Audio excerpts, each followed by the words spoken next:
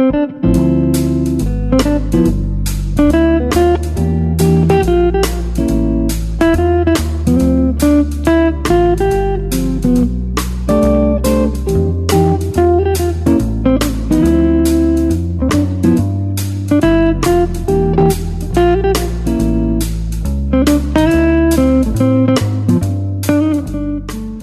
to the Living to 100 Club podcast.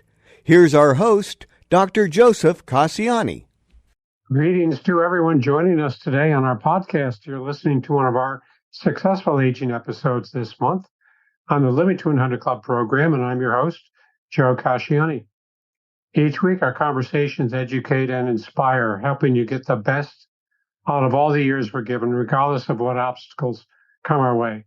And remember, you'll find this podcast and our complete library of podcasts on our sponsoring platform, seniorresource.com. In today's podcast, we explore the challenges of making important, difficult decisions about our future well-being and who can help with these decisions. Our guest is Melinda Cruz DePerna, a broker associate realtor.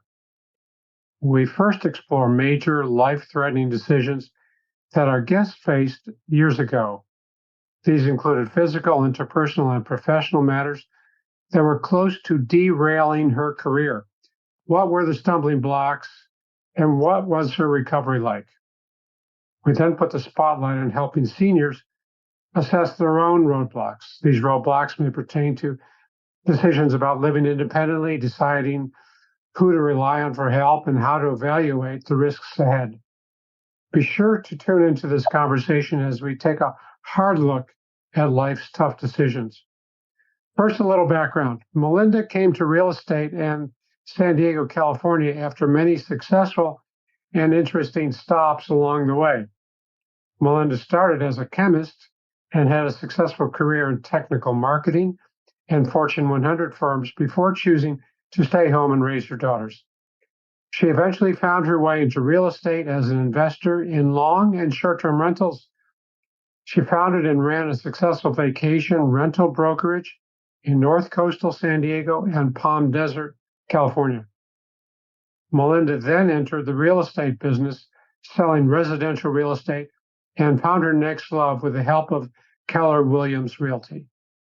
Melinda is a luxury coastal real estate expert, a military relocation professional, and a certified senior real estate specialist. After just 8 years in the business, she is a respected top agent in the county and a sought-after instructor and coach. Melinda, welcome to our program today.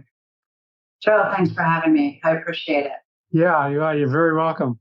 I always like to open by asking our guests to tell us maybe the highlights that brought you to where you are today. What are the touch points that stood out as you arrived to where you are today? Yeah, it's funny. I think I have to update that bio because I hit my 10-year anniversary. Oh, 10 years. Okay. In real estate.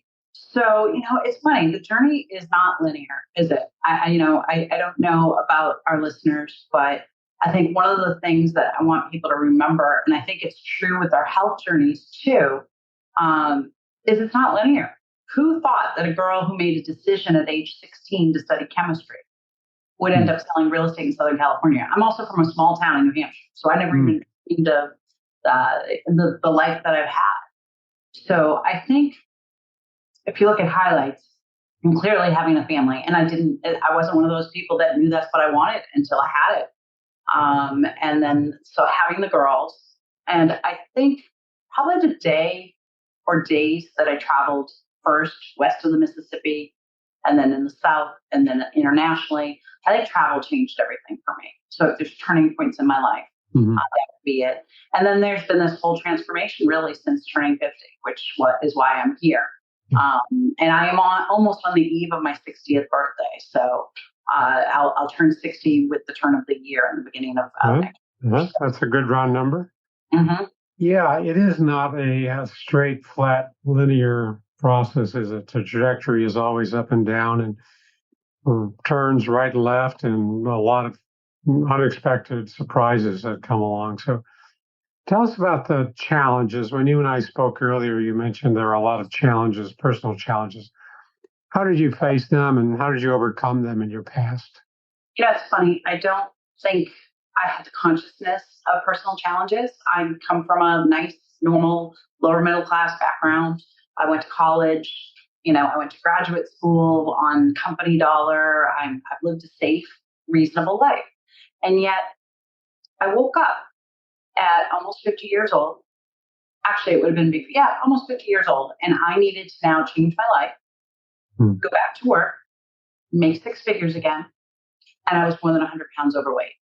And I had been medicated for clinical depression at that point for maybe close to 10 years. So there was a lot going on that I wasn't dealing with in that journey. So overcoming the obstacles, where do you want to go with that? Where do you want to start with that? Yeah, well, let's talk about overcoming them. I mean, we all struggle with the challenges, and sometimes we kind of dig deep and we can find that fire inside us. What helped you overcome the problems? Well, I think first I have to frame it. My father died at 66. So I would have been pretty young at that point. I had young children at that point. So I have a family history of type 2 diabetes, heart disease, a little bit of cancer, bad cholesterol, blood pressure, all that kind of stuff. Okay. So there's a family history there that I was well aware of. Also family history of mental illness that I wasn't necessarily as aware of, but became so later. So like I said, I kind of woke up. I was forced to go back to work financially for my family situation at the time. And I'd been out of that workforce, the Fortune 100 workforce, for a long time at that point. I'd kept my skills up. I'm a lifelong learner. I volunteered. I did some consulting work. I had my vacation rental brokerage, right? But I shut that down just post-Great Recession. I decided with an aging mother who was nearby, with teenage daughters, and with a household that had to be managed, and that clinical depression, I didn't want to do it anymore. The Great Recession had taken its toll. And anyway, I needed to go back and I needed to make six figures. And I had this broker's license. And I had once said, which is where it's funny, we don't know how life is going to turn.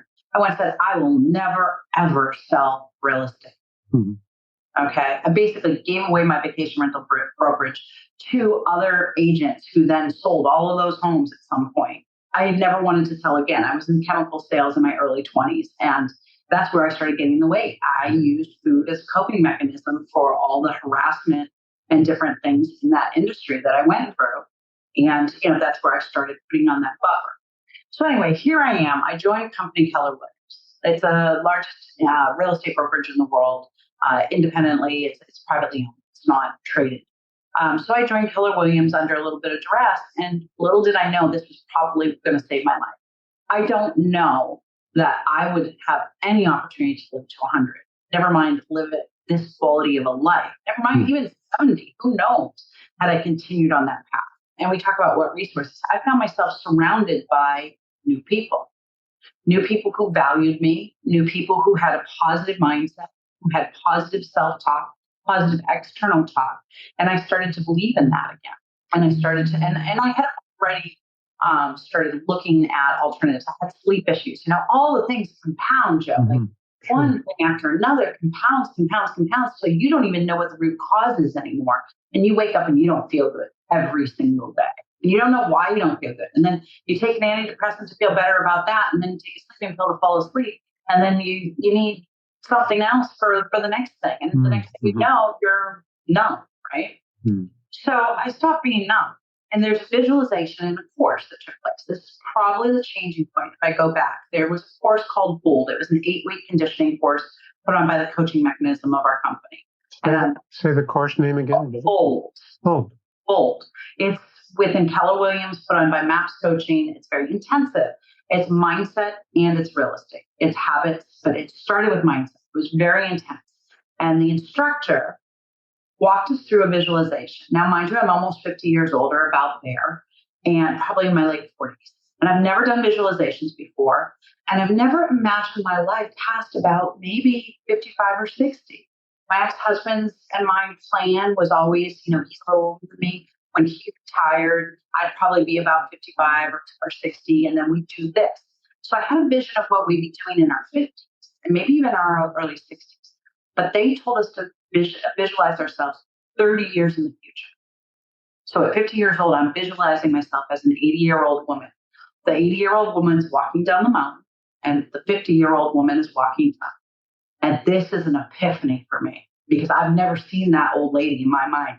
And what would that woman want to say to you? And what she wanted to say to me was, you've got a lot of life ahead of you. Do you really want to live like this the rest of it? And I bawled, Joe. I'm in a room of 100 of my peers, and I'm crying. It was, I'm like, I even get choked up now. And this is a long time ago now. It's almost 10 years now. That was the first time I saw myself as an older woman, not 100, but 80. I hadn't even thought about what my life would look like then. And I think maybe that's the lesson here is we have to look, what do we want? I know what you're involved with. What do I want my life to look like? I don't want to live to 100 if it looks like my father's life did at 66, or even my mother's at 77. She passed away right before her 78th birthday. My parents were old from as long as I can remember. I see photos of my parents young, but at 50 years old, my parents were old. Okay. So I don't want that quality of life. I want so much more. So that visualization said to me, if I first had to be able to imagine it, right? Before I could start to live it. I was like, what do I want my life to look like? Unfortunately, that ended up ending in divorce because my now ex-husband wasn't coming along for that journey with me. In fact, when I left him, he said, I just thought we'd always live like this. I never thought you'd leave. And he never would have left. I had asked him to leave 4 times that year. It wasn't, anything bad. It was just, we hadn't visualized our marriage. We didn't see where it would be and we didn't get it. We never got it to that point. We had stopped living in joy or believing that we deserved that. And when I finally left, I left because I was like, we both deserve joy because it does start with that. I believe firmly it's mental health. I don't wish we didn't even have a term mental health. It's health, right? So our moods, our emotions, all of that are so intertwined. So it started with that. Around the same time, we had a cottage back east in the coast of Maine. And I'm sitting there, and we have no technology when we're there, although we did let technology in enough that we could email and work. This is 2015, July 2015, and I'm sitting there, and I'm there for the shortest period of time I've ever been there. And I am my highest weight ever. And I'm tired. And there's another agent at our office that is our health ambassador, because it's the only company I've ever worked with where the CEO stands up on stage and says, if you don't have your health, you can't do this job, because it's very, very intense. It's a hustle. It's an energy, there's a lot of energy required for it.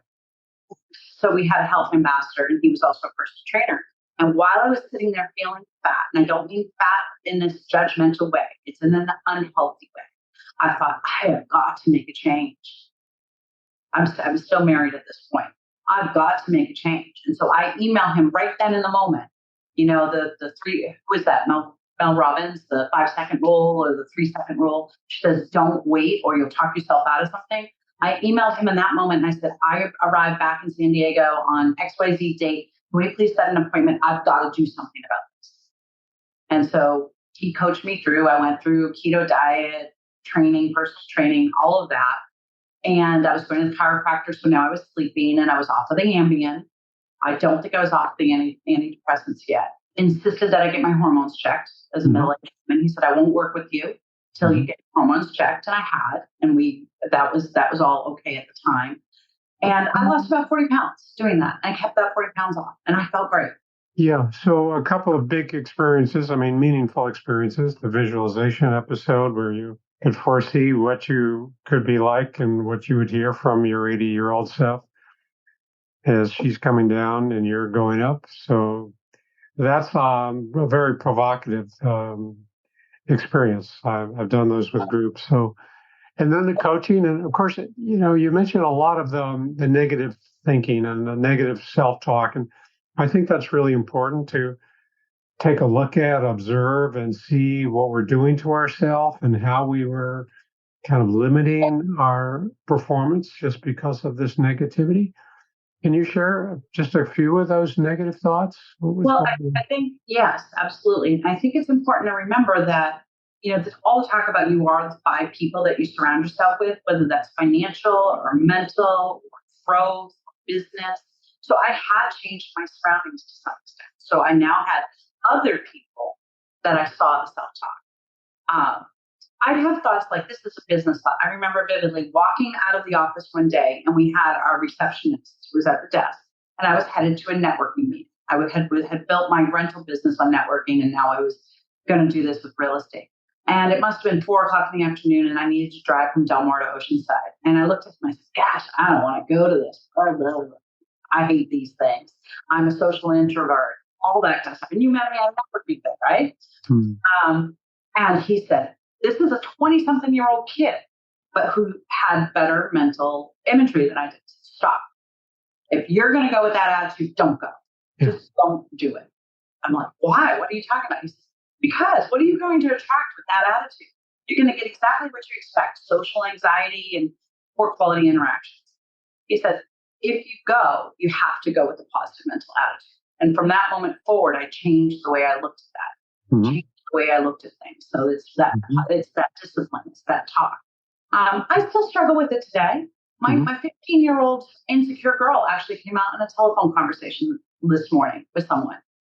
And I ended up leaving the conversation with a little tear in my eye and then needed to sit and meditate and think on it about what that was. That was a 15-year-old girl that, felt like she wasn't enough.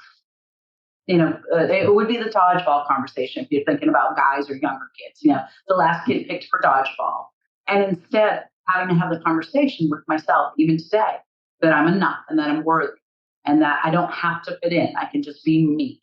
Yeah. That's at 59 years old. It's constant. And depending on what you do for a living, if you're still working, and even, I guess even more so if you're not, it's what are you saying to yourself? And I think one of the good litmus tests would be, would you say that to your best friend? Would you say that to your child? Mm-hmm. Say that to your husband or to your wife or even to your dog, right? Mm-hmm. Some people speak worse to themselves than they do to their animals. Yeah. You've got to be really careful with what you put in your brain.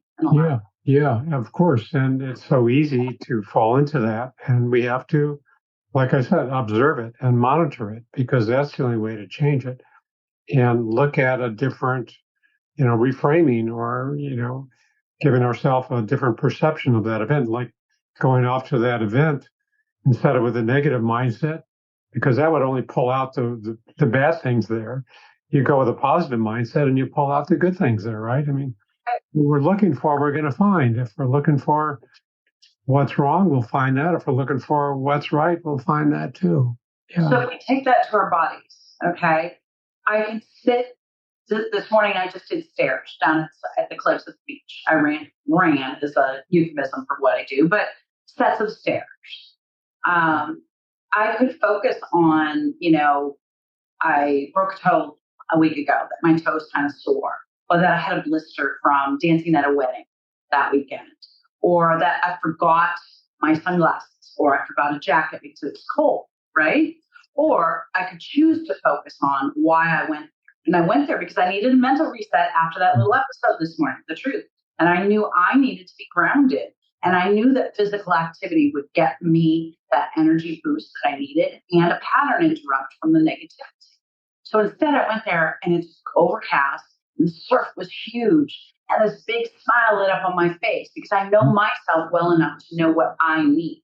But that's only from this journey that I've learned that. And you want to talk about some of the resources. That's because of the knowing the resources, spending the time to get really good at this. Mm-hmm. And some people are there. I envy these people that have grown up with that positive mindset, listening to Jim Rohn and all of that. I didn't. I had to press a reset.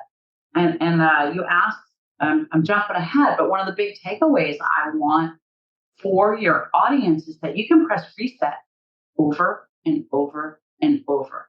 I get really frustrated when I see my colleagues who are worn down. This is a tough job I work in real estate. It's tough. And this is the toughest year most people have seen in 20 years. And I see them tired and overweight and achy and needing this and needing that, but they say, I'm just old. Like, no, I refuse to accept that. I will age gracefully, but I will age on my terms to the best of my ability. Whatever gets thrown my way, I'll age, but I'm gonna do it on my terms and the best that I can. Mm-hmm. Yeah, of course. And it is that motivation and drive and fire that's inside all of us. And sometimes I think it feels like it's gone or it's blocked and we've lost that resilience. We don't have that self-determination anymore, but I maintain it's always there. We just have to, unblock it or get back in touch with it. It doesn't go away. It feels like it's gone, but I maintain that it's always there. So shifting over to, our audience of 50 plus, 55 plus, what are some of the tough decisions and struggles that maybe seniors experience as they're, facing their advancing years? We talked about downsizing and maybe a loss of a spouse, or what are some of those tough decisions that they're struggling with in your experience? So what I see a lot there, and there's some new ones coming too. Okay, we're living longer, and this means that our money has to last longer. This means that our needs change. There's 45, if we look at senior from 55 up, that's 45 potential more years that we need to be able to support ourselves. And it's getting more and more expensive. So what decisions do we have to face? And we're no longer, it used to be you lived in your house until you died, or you went in a home, or you went in with the family, right? Now there's so many other options. And there's some things happening like, I don't know if I coined this word or heard this word, but it's gray divorce, I called it. Gray divorce, sure. Mm-hmm. Gray divorce. And there's some crazy statistic about divorces now, the age of over 59, instead of a spouse dying, and let's be honest, divorce is like your spouse dying in many ways, right? But these two people starting over. And now they've got to secure housing and new friends and new routines and new everything. So I think this is a big issue we've got to look at, is how do we care for ourselves? And how do we, it was easy to make friends when your kids are little or when you work in an office and you have new people. How do you make new friends now when you're basically starting over? And probably at least one of the two people is moving location. So I think some of the struggles are in that, and that it comes in real estate, honestly, because you've got this nice home they've lived in for 30 years, and now they have to sell it, or one has to buy out the other. Mm-hmm. And there's no longer the kids aren't in the house anymore. So there's no longer that, that spouse gets to stay with the house because they're going to have the kids at the house. So I've seen a lot of those kinds of sales. And mm-hmm. then it's never easy from there because you're ending up in something smaller, something less than, because you're dividing that asset in two. So as an agent, I help to navigate that, and that's divorce and aging. And then, of course, if a spouse passes away, mm-hmm. I think we have a tendency to stay in our homes too long, mm-hmm. because I see them over and over and over. The maintenance deferred. And in America, our homes are our biggest assets. I saw a stat before the pandemic hit. So now this number would be even bigger. It's 65% of America's wealth is in their home. So for us to fund ourselves to 100, we're going to have to include the equity that we have in our homes. When a financial planner works with most people, they don't include the real estate. This is the primary home in that plan. Yet that is the security, the financial strength that I see. I take my mother as the example. That's why I got into senior real estate, was my own mom. My parents had bought a home in New Hampshire in 1958 mm-hmm. on the GI Bill, which was then, it was called the GI Bill. Now it would be the VA loan. And they stayed in that home. My father passed away. My mother stayed there until she was probably 71, 70-ish, until she had one too many episodes health-wise. And my sister couldn't go help her. She was too far away. And I finally convinced her to come to California. She couldn't go to where my brothers lived because she had COPD from smoking. Mm-hmm. So she couldn't go live. My brothers live in the mountains. Both of them live in the mountains in Colorado and Utah. So what we were able to do though, and I wasn't selling real estate at the time, ironically, but it was their smart investment in the home and not whittling down the equity over the years, but maintaining the home that allowed my mother then to live a life that was not a burden on me financially. And most of us don't want to become burdens on our children. Sure. That was my grandmother's biggest worry, was outliving her money. That was my mother's greatest worry, was outliving her money. But because of the house, that's often how we get around that. Because we all know the public resources aren't going to get us. Yeah, so you recommend accessing that equity, that home equity, and using that to foster moving into another location. I don't recommend it for everyone.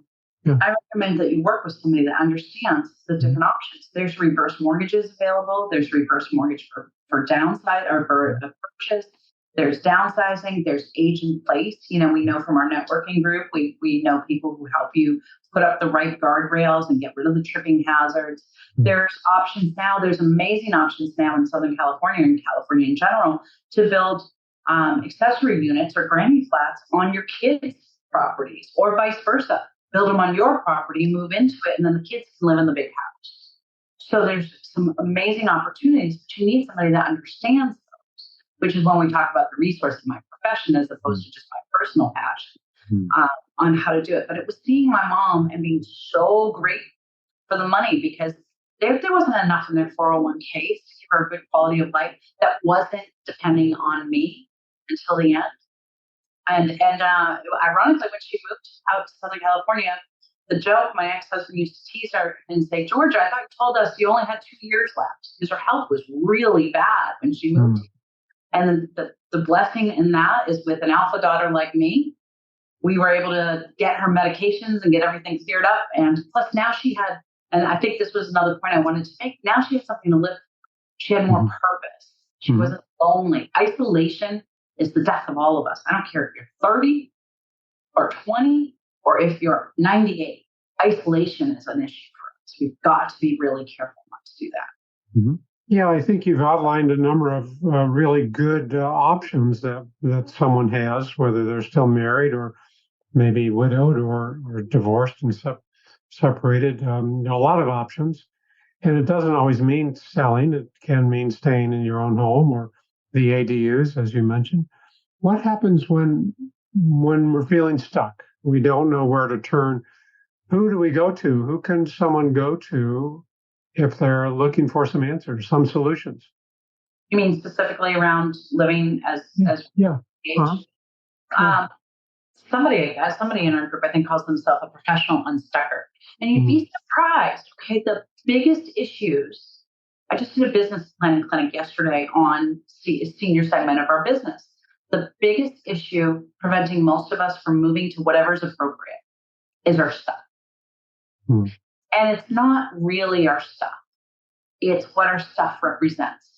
So I think that you've got to work with somebody who's going to respect that. The other issue is that we get other people, like we want our autonomy, right? I don't care if I'm 50 or I'm 90. I want my autonomy as long as I'm still able, and I don't want my children bossing me around. And we know that role reversal happens, even though they may know that. So you've got to go to a trusted outsider who understands how to work with it. And the first place to start is somebody who at least has their senior real estate specialist. Not because it teaches us that. I'll be honest. What it shows is a specific dedication to that segment and a specific intent. And, got to reach out to somebody who's passionate about that. And you have to make sure that they're not just trying to sell the house. Yeah. I think that's such a valuable point there, Melinda, because, formerly realtors would help with the listing and, find other comparable sales in the neighborhood and all of that and help you price your house or help you find a new location. It's so much more than that now, isn't it? I mean, as you say, as a senior specialist in real estate, you look at all different moving parts. There's so many different pieces involved, and that brings so much more value to this relationship that you can offer people in your peers can offer to the clients, because it's so much more than what's the best, price I can get for my house, right? There's there's a lot of agents, and we're not all created equal. And I think the first when I ran my first in-person serving senior mastermind for agents, I ran it in Texas, I think, at a conference. And we were talking, and I expected something very different. And what we found out was our commonality was a passion for helping.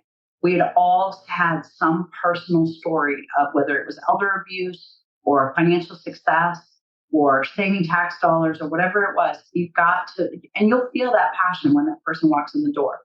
And especially with the older of us seniors, that more silent generation who was taught, and even the older baby boomers were taught to just defer to our authority. And at that time, and a while ago, realtors were held in very high esteem, very much like a doctor, that if we said this is the way it is, well, then that must be the way it is because they're the expert and not question it. I encourage your listeners to question it because we are not all created equal. So you need to make sure it's somebody who's a fiduciary that's going to put your needs above them. I might go meet with you, Joe, and leave your house and say, you know what? You're in a single story home in a great neighborhood. You're still taking great care of it. I want to get someone in here that's just going to help you make it safe. And I know they're going to pull up the throw rugs and put bars in your shower, right? Different things like that. Or they might just even educate you that, the buttons, that kind of thing that can help us live independently. But you know what? I am confident that that'll come back to me, whether it's referrals from your friends and family, or when the time comes for you to move and you say to your daughter, no, that's the agent I want to work with because of that. Yeah. As one of my advisors once told me, there's many different types of coin, and it doesn't always come in the form of dollars, but it comes in other ways. So let me test your skills here. How do we make our wealth last? What's your advisor? You're not a financial advisor. How do you make your wealth last? Not a financial advisor. Yeah. How do you make your wealth last? Well, I think first off, it comes with your expenses. Okay. So we all have whatever earning power, yet we have to look at our expenses, especially as we make big transitions in life. And we have to be willing to do the hard things. In my business, we call it red light, green light. And let's see. It's business planning season right here. And I've got a green highlighter, a pink highlighter, and a yellow highlighter. And I go through both my personal and my business expenses. When it's a normal market, I do it once a year. When it's a shifting market like right now, I do it more frequently. And I take a look at those and I say, okay, what ones are absolutely positively necessary? And what ones could I reduce? And what ones are optional? Mm-hmm. And then it doesn't mean I'm going to cut them all. Mm-hmm. I have a friend that used to shut off his credit cards once a year because it forced him to get rid of those auto subscriptions. Now credit cards keep those subscriptions going for convenience, unfortunately. But that was one of the ways he managed it. And I thought, wow, that's kind of brilliant to do that. We have to look at all those little things that have creeped in. Can we cut the cord to cable or whatever it is, direct TV? Housing, if you don't own your home, because not everybody owns their home. And I recognize that too. Do I really need this big house? Could I live somewhere for less money and be saving there? But as far as, making your money last, at some point, if you own your home, you're going to have to pay for it. You really are. And now if you're wealthy, and that means that it's usually people who have taken a chance through their lives and bought a couple rentals. Real estate is a great path to wealth. Rental real estate is another way to become financially independent. So I do have clients that I help with there are tax saving strategies for when you get tired of toilets, tenants, and trash. Mm-hmm. Okay? Because it's exhausting. That's why I got into this business. And I no longer own any single family home rentals that I have to manage. My money that's in real estate is elsewhere. I still have real estate, but I'm not the owner of record. I'm not on the title. Okay. And I am not taking care of the toilet that overflowed at midnight while I'm in Colorado at my nephew's wedding. Real true story. So you have to work with a professional that can help you look at that, because a lot of Southern Californians are coming into a problem with more capital gains than the capital gains exclusion. So now how do I help you keep that wealth in your primary residence instead of losing 40% of it to taxes in here. I mean, it's pretty serious. So there are strategies that we can work through, but you've got to have financial people that understand that. And most financial planners don't know anything about real estate. Yeah. They know about stocks and bonds. So you've got to have a team of people that you trust that are going to put you, and you're going to be your fiduciary. You have to be willing to work together as a team too. Yeah, of course. And the senior specialist. Yeah. The senior specialist really has those advisors on the team that you can bring in and you can recommend to the client rather than, flying blind. So that's really critical to have somebody who specializes in the 55 plus market. So you know who's around. Yeah. I want to give you a funny story of how important those people are. A colleague of mine has a listing right now that's a successor trustee. So it's the children. The parents have passed, and it's a townhome, and they brought in an estate salesperson, not the one she recommended. And the estate salesperson sold everything in the house, including the refrigerator, the range, and the dishwasher. And do you know how much money that he netted? $800. Cannot replace any one of those appliances. Sure. $800. And the appraiser may very well require that a range be put in there before you can close. Because it's not an operational home without a range. So it's so important that you have the right people on your team. Because that just costs that family probably several $1,000s. Yeah, it costs a little more than the $800 that they made. Right. The wrong estate salesperson. Yeah. Well, we've covered a lot of ground here today, Melinda, but I'd like to ask what's the main takeaway for the listeners on our program today? We talked about some personal issues of yours and how important it is to have the right specialty working with seniors. What's the main takeaway? What would you hope our audience remembers? I think it really health is wealth. Okay. We talked about, I want to talk about health and wealth. Without the first, how do you have the second? None of the money in your home, none of the money in your bank account matters if you don't feel good. So it really comes down to that. And I would even say I would rather die poor than, live unhealthy. I know that sounds crazy for somebody in real estate whose business is in that wealth segment of life, but I just came up with that off the cuff. I'd rather die poor. Well, that's important. It puts the spotlight on our lifestyle and taking care of our health. And the wealth is important, but maybe it's hard to do one without the other. But maybe health takes a little bit more of kind of a relative preference over the wealth. And it really starts with the mental side of it. It really does. Yeah. Good stuff. It looks like we're out of time for today, though.